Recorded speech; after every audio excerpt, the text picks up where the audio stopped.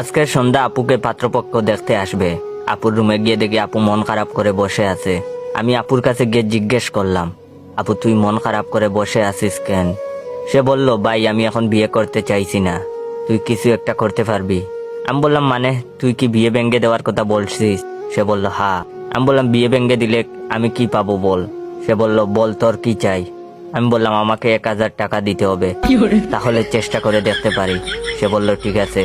তারপর আমি আপুর রুম থেকে বের হয়ে আসলাম। সন্ধ্যা পাত্রপক্ষ আমাদের বাসায় চলে আসছে, সবাই বসে আছে আপুর অপেক্ষায়। একটু পর আম্মু গিয়ে আপুকে নিয়ে আসছে। আপু সবার সামনে বসলো। একজন আপুর নাম জানতে চাইলো, আপু নাম বলল। দেখলাম আপুর বয়সী একটা মেয়েও আসছে। মেয়েটা আপুকে জিজ্ঞেস করলো, আপনার সব থেকে পছন্দের জিনিস কি? আমি আপুর আগে বললাম, ময়ে ময়ে। মেয়েটা বলল, ময়ে ময়ে মানে কি?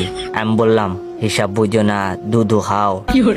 একটা ভদ্রলোক বলে উঠলো, এই ছেলেটাকে? আমি বললাম, তুই এখনো আমার পরিচয় জানিস না? আমার পরিচয় পাইলে তো এখন তুই খাড়াইয়া মুইতা দিবি, বহনের টাইম পাবি না। লোকটি বলল, কি অসভ্য ছেলে, এই ছেলে তুই আমাকে চিনিস? আমি বললাম, না তো, কে আপনি? উনি বললেন, আমার নাম বাদশাহ। আমি বললাম, আপনার নাম যদি বাদশাহ হয় তাহলে আমার নাম কি হইতে পারে?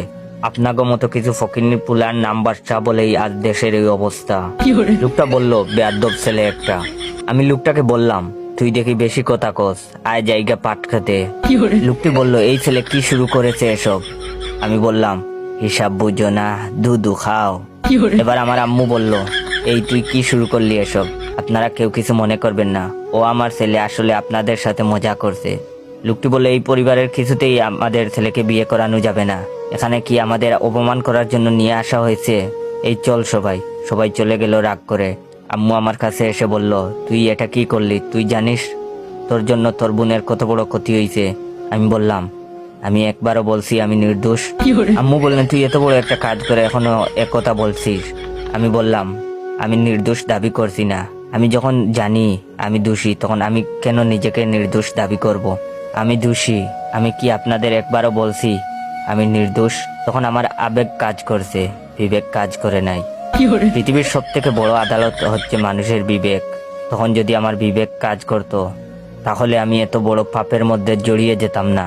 আম্মু বলল, তোর আব্বু আসুক, তারপর তোর বিচার হবে। আমি বললাম, আমার ভুল হয়েছে, আমাকে ক্ষমা করে দেন। আম্মু রেগে মেগে চলে গেল। আপুর তো হাসতে হাসতে অবস্থা খারাপ। আপু আমাকে 1000 টাকা দিয়েছে, টাকা নিয়ে আমি গায়েব। পরে যা হবার হবে, বিয়ে ভেঙে দেওয়ার 1000 টাকা তো পেয়ে গেছি। ইয়াহু।